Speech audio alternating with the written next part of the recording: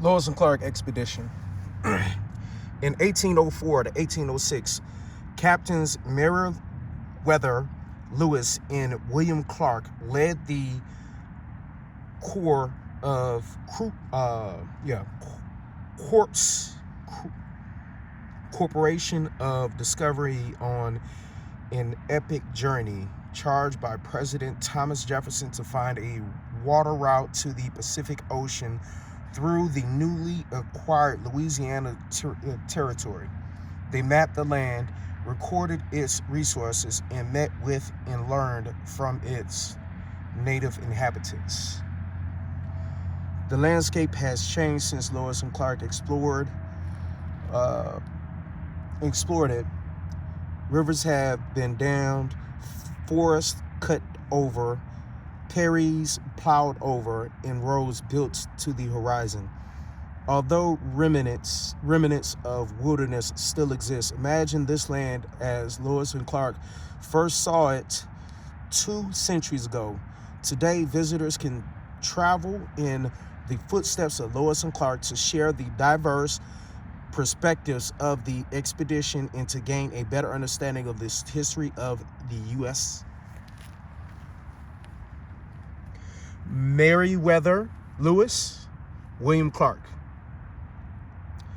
In preparation for the journey, Meriwether Lewis took crash courses in medicine, botany, zoology, and celestial observation with President Jefferson's permission. Lewis asked his friend and former commanding officer William Clark to be co-leader. Clark brought his skills as an outdoorsman, a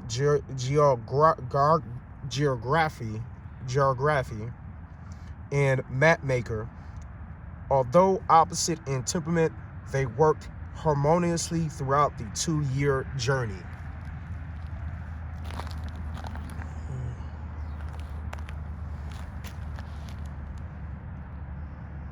So, let's say, depart from Rivers du Bias, which is in Kansas, arrives in St. Louis. This is the route they took.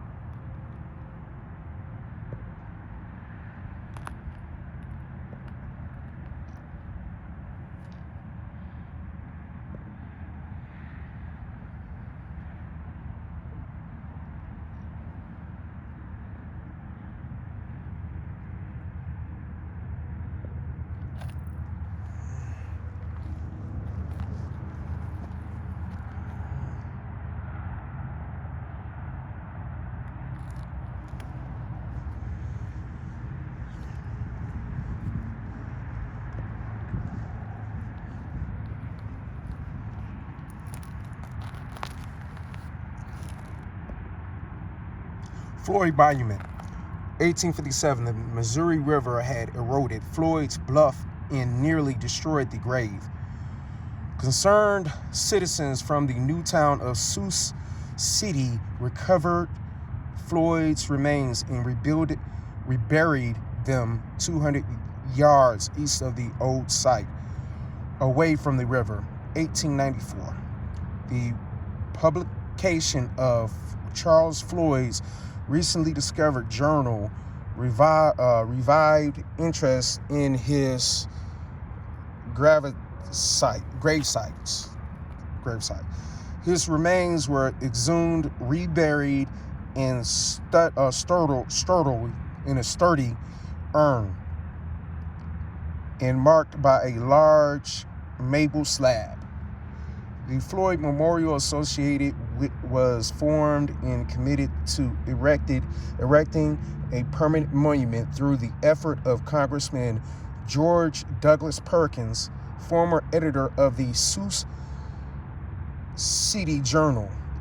Congress appropriated $5,000 in a and a like amount was granted by the state of Iowa. These funds were matched by donations from private citizens. 1900, the cornerstone was laid on August 20th, 1900, the anniversary date of Floyd's death. Captain Hiram M. Chittenden, later Brigade General of U.S. Army Corps of Engineers, supervised the design and construction of the monument. The remains of Sergeant Floyd were again unearthed and placed in the concrete core of the lower courses of the monument. 1901. The dedication of the monument took place on Memorial Day, 1901. All right, quick facts.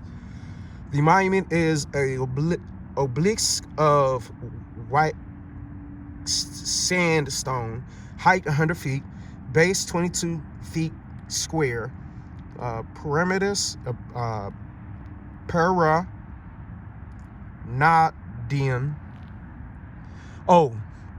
pyramidium,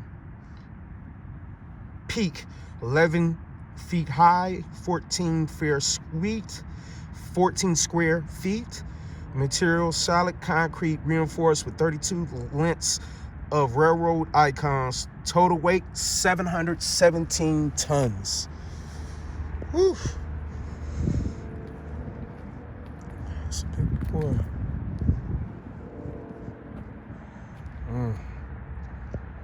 Y'all gonna have to read this on your own, but I will sit here.